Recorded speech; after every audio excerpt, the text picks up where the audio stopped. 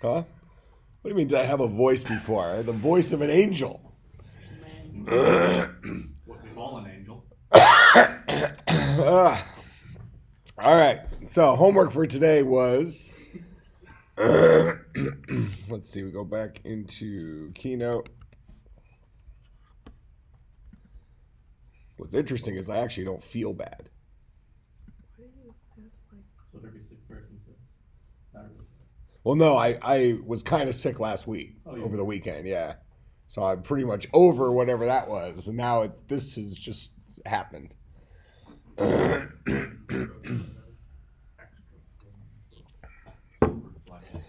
I suppose maybe I'm finally hitting puberty. Better late than never, right? He's a bit of a late bloomer. What's up? I said he's a bit of a late bloomer. I'm a late bloomer. All right, so let's see. For homework, we were to, I think I put it in the code. What was your assignment? Oh, here we are. Instance expression, method call expression, parent method call expression, and self expression. Does I sound that bad? It's funny. You know, I'm gonna probably need a mid-class refill of my drink fee. When is that fee anymore? I changed it last year. To I'll tell you later. Shut up. to Vi Duong. You tell someone to pronounce it right. All right. No. So let's look at this. So a instance expression. This is an expression for creating an instance of an object, right? So we already have program, class, and method from last time. So an instance expression is going to have the new keyword.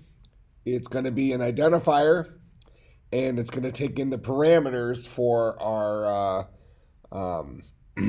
constructor. You know, how we're going to build this guy. All right.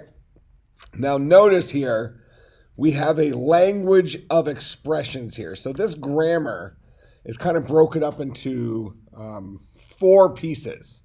We have the grammar of program. We have the grammar of class declarations. We have the grammar of method declarations. And then we have a grammar of expressions, which live within these things. Okay, so it's a single screen, but it's actually describing 4 languages. All right. So, to create a new instance of an object, if we're thinking like in Java, we need to know what's the identifier in this case? Class name.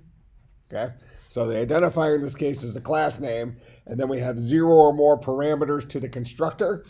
So if we're thinking about this in terms of Java, we might say random r is equal to new random, and maybe this guy takes no parameters. This is the piece we're creating over here. Or if we want to change this, maybe we say person r is equal to new person, and maybe this guy takes 2 parameters.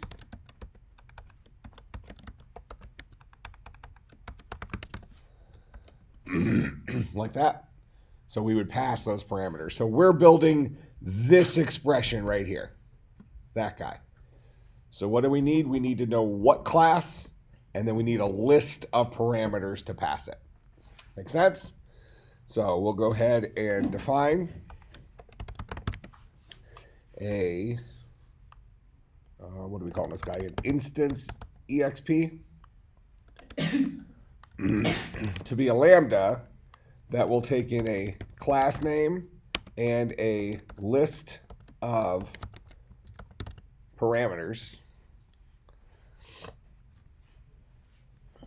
I'm going to actually call it list of parameter expressions, because that's probably what it'll turn out to be. We'll pass it expressions that ultimately boil down to its parameters. Alternatively, we can choose to pass it boiled down values. That should be passed in, which means somebody else would have to process it. we can make a decision here. What does this guy expect? Well, we can say he expects unevaluated expressions, or we can say he expects expressions. Do we have a preference? Whatever decision we make here is going to determine how our implementation goes. Do we just build this guy using expressions, or do we build this guy using already implemented expressions? Think about this in terms of when do we use these constructors? We'll go on a new instance of the object. Are we using these constructors All of them. in our apply expression, or are we using these constructors when us as humans are writing our code? This is our syntax, right? When we're writing our code. So we should want to be able to pass in a variable that holds 5, a variable that holds Dave. Yeah. Okay, so what we're writing here for these constructors, this dictates our syntax, right? Now, we can say it dictates our syntax, but is it possible for us to have a more fluid text-like syntax and convert it into the constructors? Possibly. Scheme makes that a little difficult for to parse through strings, which is why we've been avoiding it. We've been writing syntax for, not that it's impossible, but we've been writing our syntax where the human being writes the calls to the constructors rather than us having to do what the book would have called unparse. The book had, if you remember back from I think chapter 2, he had parse expression and unparse expression that we read about. All right, so for this guy, we're going to have him take in a list of parameter expressions because this guy isn't necessarily, well, these aren't evaluated yet because it's the human being that's going to be passing those in. Okay? And what I mean by that is it possible for me to have something like o.get first name and pass that as a parameter in Java, where O is some other object? Yeah, that's allowed. This ultimately boils down to the first name, the string, right? But that guy in and of itself is a expression. Make sense? So that's what I might be passing in to my constructor for an instance expression. Okay. So, class name, list of expressions, and we're going to go ahead and we're going to create a list containing InstanceExp, the class name, and the list of expressions.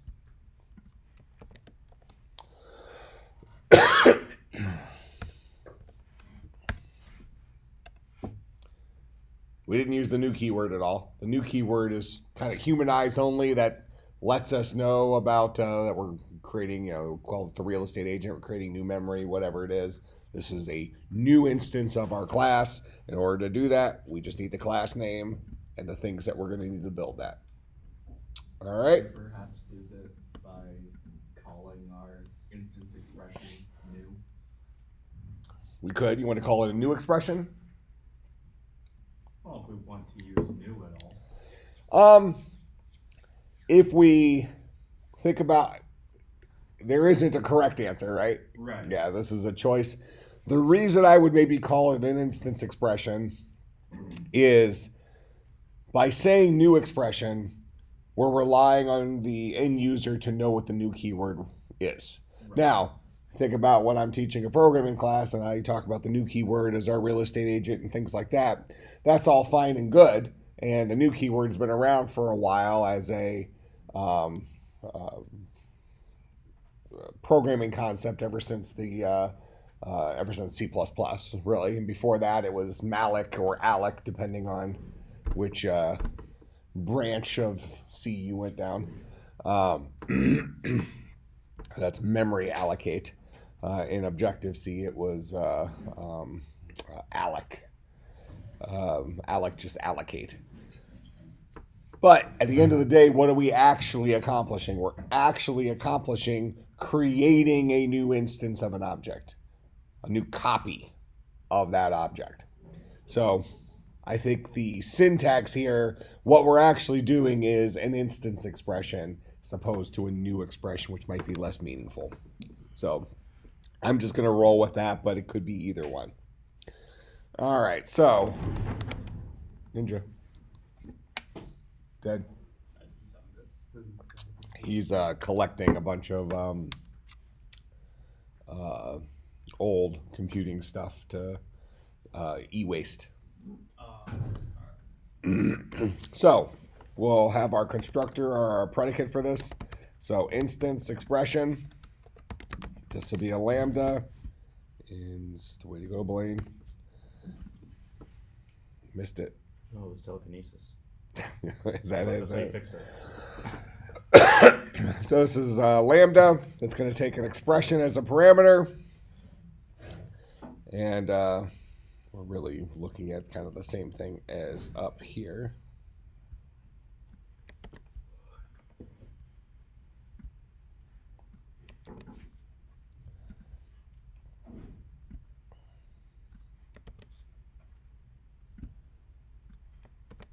Something like that.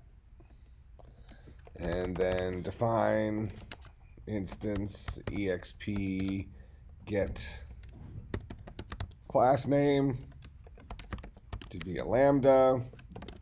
It's going to take in an instance exp and it's going to return the catter of instance exp. Define instance exp get params. Let's call it param expressions to be a lambda that takes in an instance exp and it returns the catter of instance exp. All right, so that's it for our instance expression. All right, next guy, method call expression. What does a method call look like? That's this guy right here. So this is our message passing thing. So we are sending a message. What message? Whatever this expression is. This is the message. To, what's this guy right here? Is this a class name or a variable name? Variable name. Variable name. So we're sending this message to this variable, which presumably should resolve to an instance of an object, right? And we're passing it these parameters.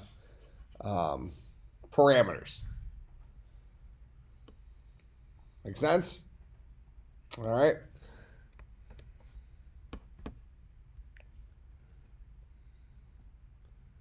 Actually, the way they're writing it here is this guy is an object expression. So this expression would be our variable name, or our actual variable, not a variable name.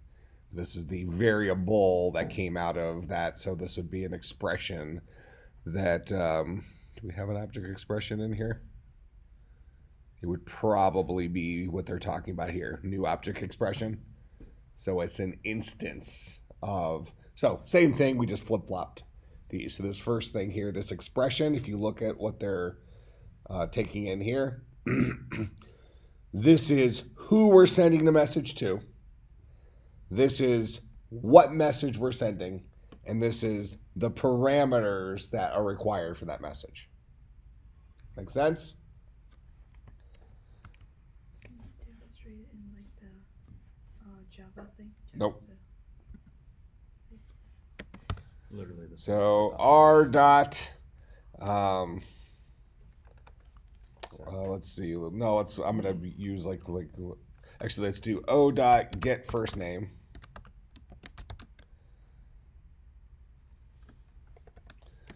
Would be equal to send O get first name, no parameters. So we're sending to my instance of an object named O the message get first name, which is the name of the method we want him to call. And in this particular case, he takes no parameters. Make sense? That's what we're accomplishing. So we'll go ahead, we're gonna define method call exp to be a lambda that's going to take in, we need the who, so instance, something that is a instance expression. So that could be a variable that boils down to an instance expression, or it could be a direct instance expression. We'll kind of let that be whatever we want it to be in this case. But since we've made our other decisions related to us writing the syntax directly, I mean, we can hard code an instance expression here and then send it a parameter, or send it a value. So I can say something like new person dot get. Oh, here, let's do it this way. I'm just going to keep a first name in there. New person dot get first name, like that. This is allowed, isn't it? This guy right here is an instance of a person object. I didn't store it in a variable, so I'm going to have a real rough time using that guy ever again. This is a one-off thing. So what am I doing here? I'm creating a new person just to extract his first name. I might as well just hard-coded Mike, right? So while this isn't maybe a great programming practice, it is legal code.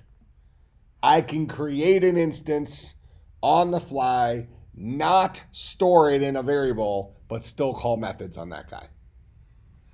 Just like with a string, I can say like hello dot length.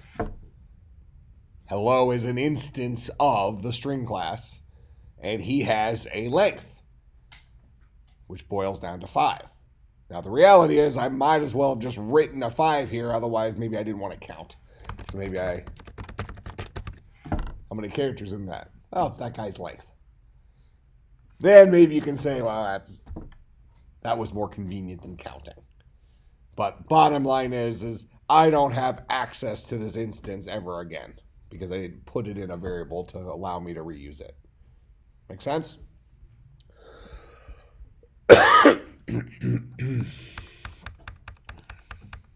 Okay. So this guy will take in an instance expression that is something that will boil down to an instance. Whether it's a var expression that when evaluated boils down to an instance or something else. That fair enough? All right, so it's going to be an instance expression. Then it's also going to be the message. So who am I sending the message to?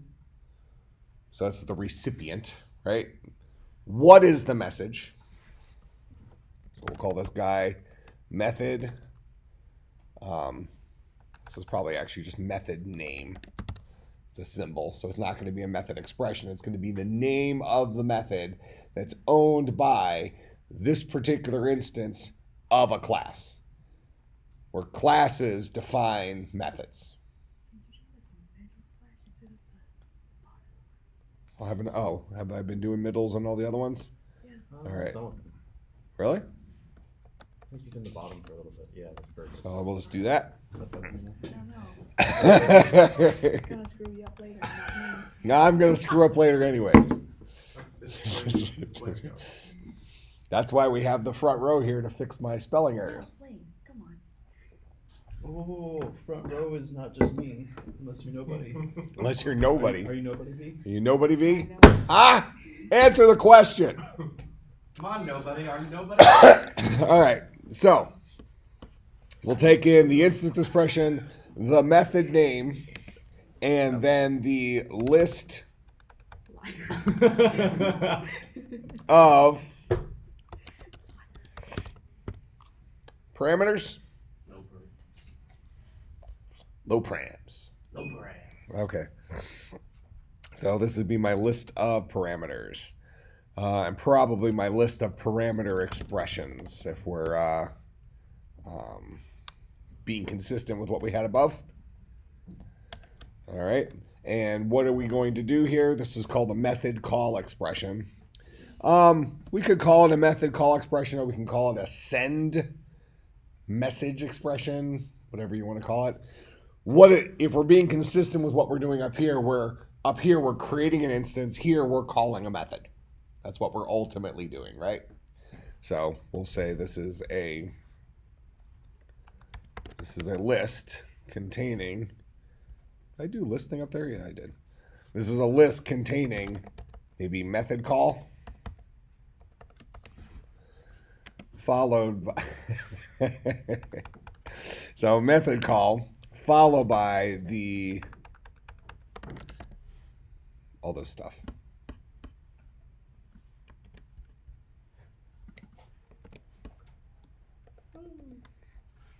All right. Then we'll define method call exp to be. I'll put it there. Relax yourself. I don't know if he's just copy pasting now. It's brain switch. See, look. Exclamation point at the end. I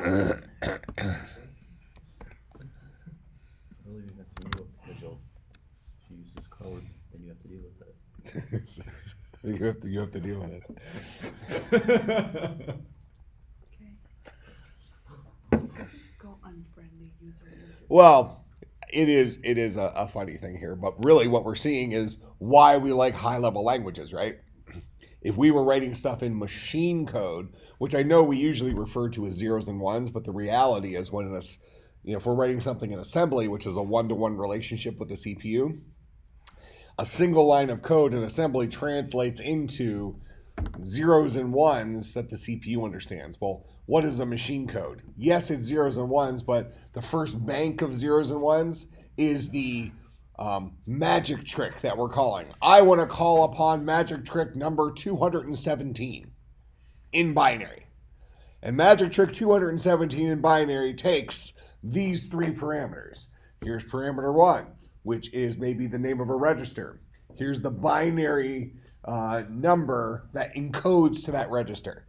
I want register 4. Something like that. Make sense? So that's what machine code ultimately is. When you think about writing a program in binary, what you're actually doing is a whole bunch of zeros and ones that ultimately translate into the number for the magic trick you want to call, the number for whatever hardware registers that are involved, and then if there's a actual literal value like 17 or something like that, here's the 16-bit version of the number 17. That might be part of your parameters.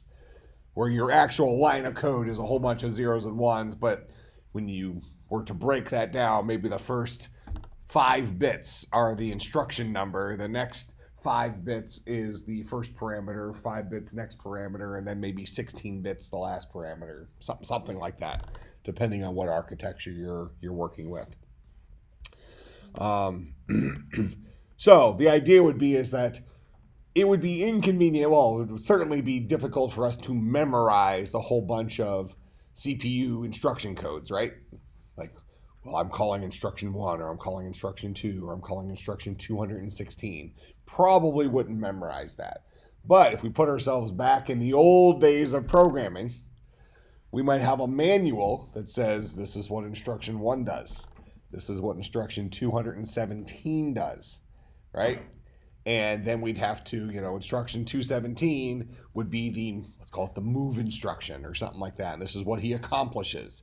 And this is what he takes as parameters. Well, 2 of his parameters are the names of registers. So you're going to flip in the book to the register section. See, what register do I have available to me? Well, I have 32 8-bit registers. Here's the first register, the register 0, register 1, register all the way up to register 31. Right? You got to put the binary in there for that. That would be something that a human being could do, but that's kind of like programming by dictionary, right? Maybe if you were doing that for years and years and years and years, you probably would memorize certain aspects of it, but you're going to be pretty burned out when you get home, right? You're not necessarily a happy person when, the parameters you're passing in on a daily basis are strings of zeros and ones that just because of repetition, you have accidentally memorized and now you're depressed because of that fact. That's why we like high-level languages, right? So putting something like this in here, while funny, is kind of like our high-level. This is going to be easier to remember than a whole string of zeros and ones. And we don't even like this. Hence the need for high-level languages. All right? So, Oh, we really just need autofills and just type the first few characters. No. That'd be a bug. all right, so. So method call, whatever. So that guy's going to look like that. Then we probably want to get a method name out of this. So define method name. Let's see. We'll actually call this guy. Do we do get first or do we do the other? Okay, so method call get method name. This guy will be a lambda that's going to take in a method call exp, and he's going to return the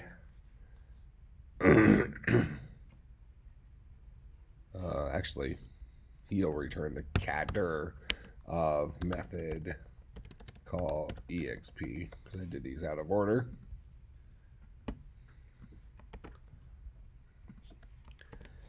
So this is get object instance, and he'll return just the cadder. And then the last one is list of parameters.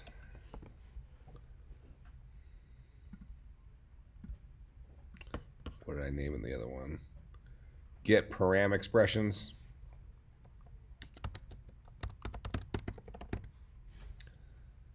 And this is the CADDR, and I think last time is 3 the limit, 4 breaks. Okay, so we're good there. Okay.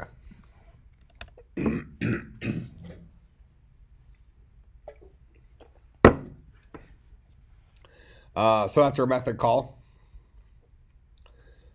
Do we get all the pieces there? Okay. Now parent method call. Go back here. So super, in most of our modern languages, this is how we refer to our parent. This is how we refer to ourself, or self is how we refer to ourself from within ourself. Super is how we refer to our parent from within ourself.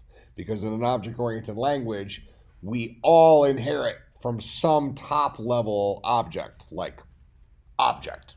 We need to have a beginning point. We talked about that a couple of classes ago, right? So we're going to need this super expression or whatever.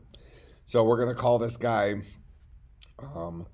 so this is a super call expression where it's going to take in the message that we want to send to our parent, right? That's what this identifier is. So this is kind of related to the guy right before it, the method call expression. Except method call expression presumes we're calling one of our own methods, one of self's messages. Whereas this guy presumes that we're bypassing our local scope and we're saying, I want to immediately ask my parent to call one of their methods. Because it is possible that we have 2 duplicate methods. Okay? So we're going to call this guy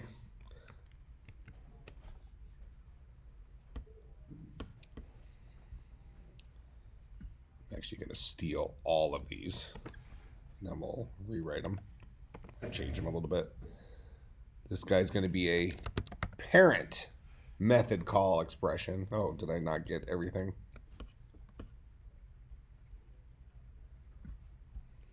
Way to go, Blaine. Just let me make mistakes all over the place. I mean, it's embarrassing is what it is. So this is a parent method call expression. All right. Now, this guy Does he need an instance expression? Whose parent are we talking about? We look at this. Super here is somebody's parent. Go ahead. It's the self's parent, right? Mm-hmm. So where would we find this? Where would we find an example of this expression? If we were writing the syntax, how would we call upon a parent method call expression? Whatever I end up calling this guy.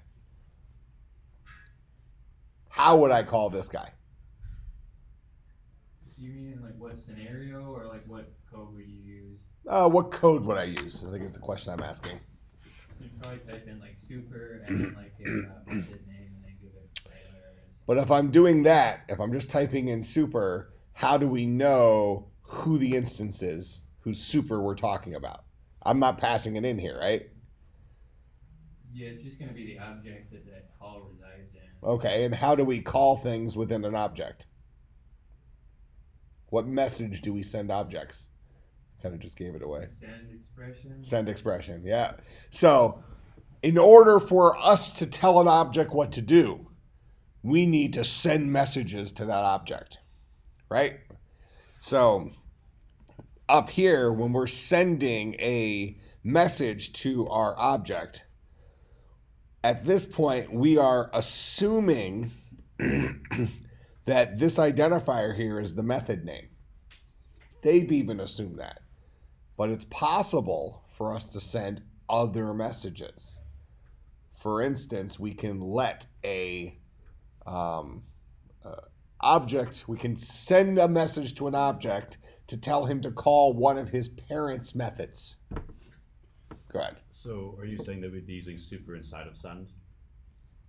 If we wanted to do that?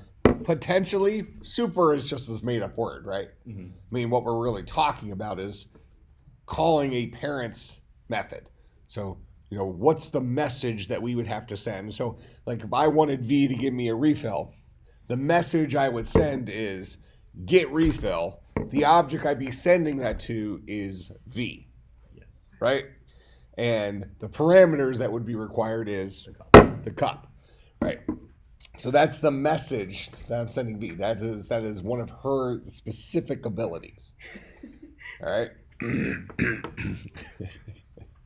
So, with that in mind, if instead I wanted V's parent to do something, I would say, V, ask your mom to get me a refill. Okay? I don't really care who gets the refill, as long as it comes back with soda in it. Be prepare for that diarrhea next time. It's just, did you just say I should prepare for diarrhea next time? That seems like soundboard material. Like a threat. You got a timer? That is 33 minutes and, 15 seconds or so.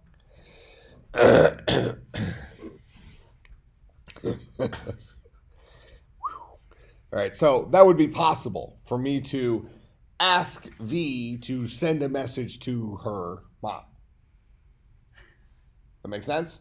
Mm-hmm. So we have to decide as a language developer here, how does this actually translate?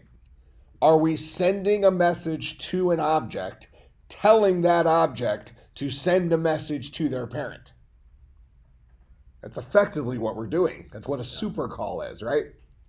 Sending a message to an object, informing them that we'd like your parent to do something.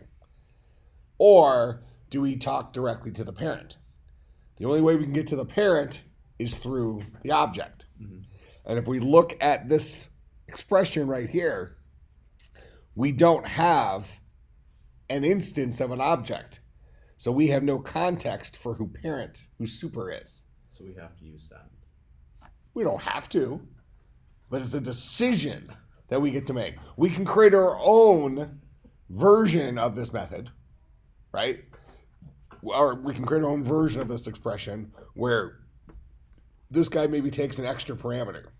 So maybe a super method call expression takes in the instance, so the child, plus the method name, plus the operator, the parameters. Okay.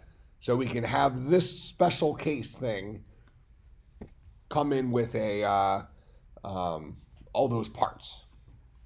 So now we have two different expressions. One expression is for sending a message to a object, and another message is for sending a message to an object's parent. Or we can just say that we always send messages to objects, and the nature of those messages might change. Sometimes messages are names of methods owned by the object. Other times, the messages that we're sending might be instructions to, in our example here, pass my message on to your parent. The difference between asking V to do something or asking V to let one of her parents know to do something. I can go that way, or whenever I need V to do something, I would say send the message directly to V. Or whenever I want V's parent to do something, I would send the message directly to V's parent. I could have two separate mechanisms, two separate go-to moves, or I can just do everything through an instance. It's a design decision. Does that make sense? Mm-hmm. So, which do we like better? Do we want to always send messages to an instance, and sometimes those messages mean call one of your local methods, but sometimes those messages mean something else? For instance, get me the value of one of your fields, or send this message on to your parent. Is that all?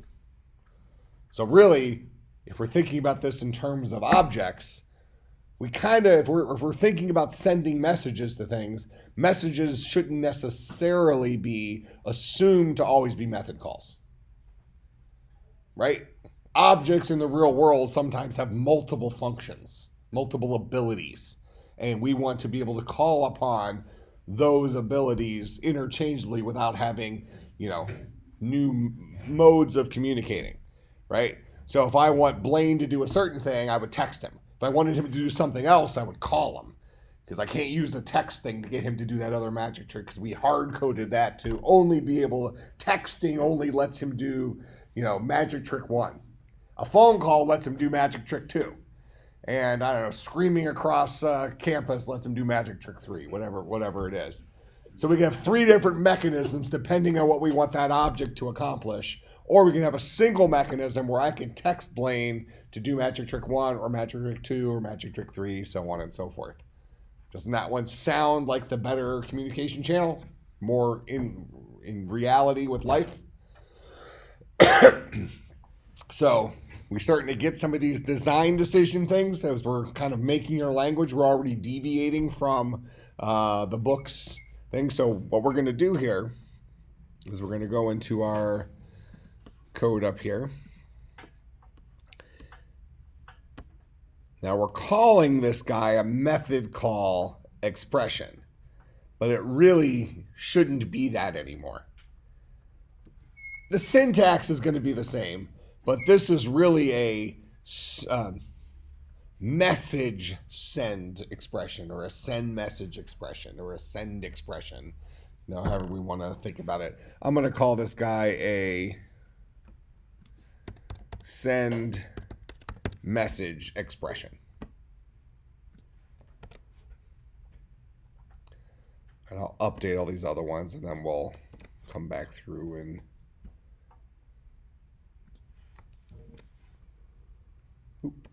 Ninja.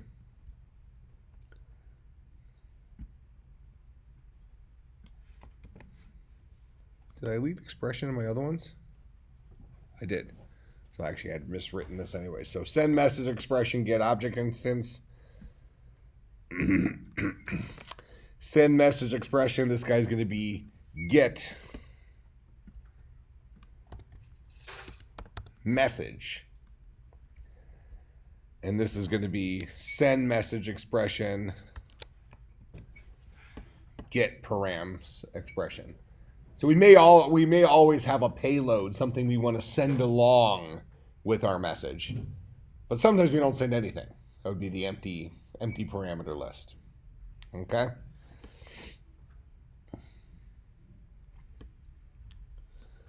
So up here, send message expression. This is taking in our instance.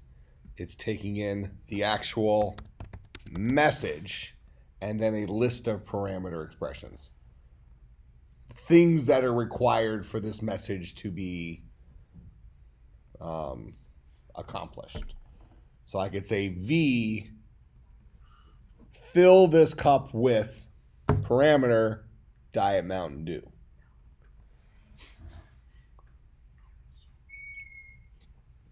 All right. Hang on. What? There you go. Message method name. You should change that into message. I'm about to. No. Why are you still here? I don't know. This is a broken language. I keep sending messages to this instance, and I'm getting null pointer exceptions, and just the console over here is just going crazy. All right. So instance expression message blah blah blah. I think that looks good. Send message expression.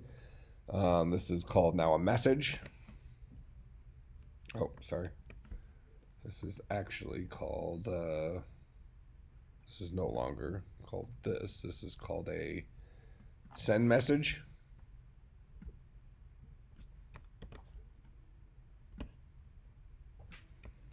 Like that.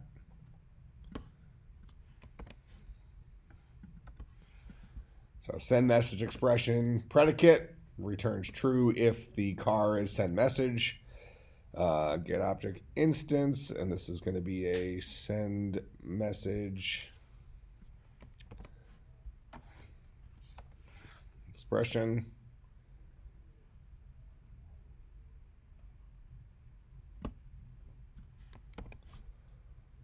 Send message, get message.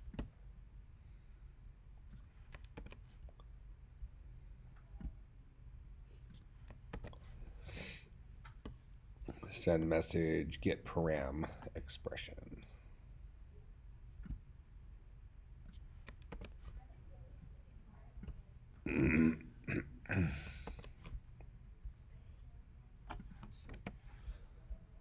All right. That makes sense? All right, so that is the starting point for our send messages. So now a parent method call is going to have to take in who we're sending the message to, what the message is, and any payload that we are going to be passing in, right? So this is really who's parent. So we'll call this guy the child instance expression. To get to the parent, we go through the child. Make sense? So here's the child instance expression. Here's the message we're sending to the parent. And we are passing those expressions.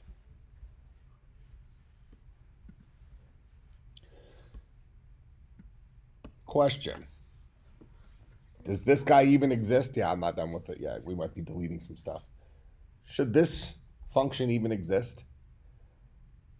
Go ahead. Well, doesn't this basically just let you call, so you have like an object, it should let you call a method from that object parent? Is that what? It lets us get to the parent. Okay. So in this language, are we, like if we don't encounter a method inside of that object's instance, are we gonna check in the parent, or do we have to like explicitly say? Well, we would check in the parent. We probably should check in the parent if we didn't find it locally. But you might have the ability, you might want to call your parent's version, if we're thinking about Java, your parent's version of toString, rather than finding your own close version of toString. Maybe you actually want the parent's copy of that for some odd reason, let's say. So the question is do we have a actual constructor for this? Or is asking for the parent to call something a separate send? Is the parent of a child object an instance in and of itself?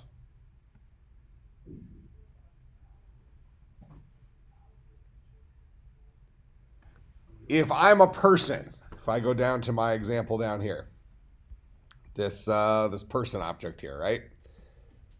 Does that person have a parent? Who's the parent? Object. What is object? It's an instance of object. So super is to person. Well, person's version of super is an instance of object. So really, in order to ask V to send a message to her parent, I can ask V to give me access to the parent. Get parent. So given an instance, let me know about your parent. And then I have an instance that I can send a message to. That makes sense? So what I can do here is this guy can just be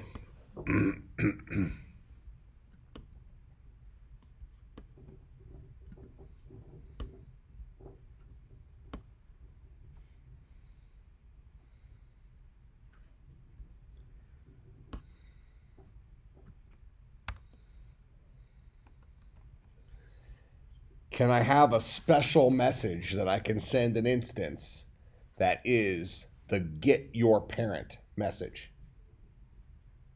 Do I need to have a special syntax for that? Or can I just pick a keyword? For instance, in Java, the keyword is super.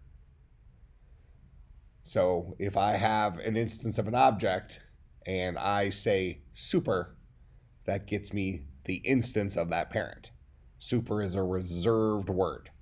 It's a special message that has a meaning. Make sense? So we can build into our language the ability to send the message. Maybe the message is get parent. Maybe it's super. Maybe it's underscore get parent. Underscore. That kind of follows what Python does. And I even meant to be a joke, right? But we would have some sort of message that would be now off limits for a method call, but would actually have an object give me as a returned value the instance of the parent that I can then send a message to, because now that's an instance expression. Does that make sense? All right, what was the last thing? Self-expression, same thing, that gives them themselves. All right, so we'll finish this up next class. I want you to do anything. What's today? Today's Wednesday? It's Wednesday. It's possibly Friday. Yeah. Okay. No homework for Friday. I kind of want to give you something, but I would have to make it kind of awkward. So make sure you understand where we're going with this. So whether you, because chances are when you did your homework, you didn't do this exactly like this, right? We've made some deviations, okay? Because when you did your homework, you did it systematically rather than necessarily thinking about how this was going to be used. Mm-hmm. Fair enough? Yeah. Where in here, we thought about how we're going to use it. So go back through this, make sure you understand where we're going. I'll put the current code up as a kind of our stopping point. We'll finish this up at the beginning of next class, and over the weekend, we're going to start writing our interpreter. Cool? All right, questions, comments, concerns, bribes. I will see everybody on Friday.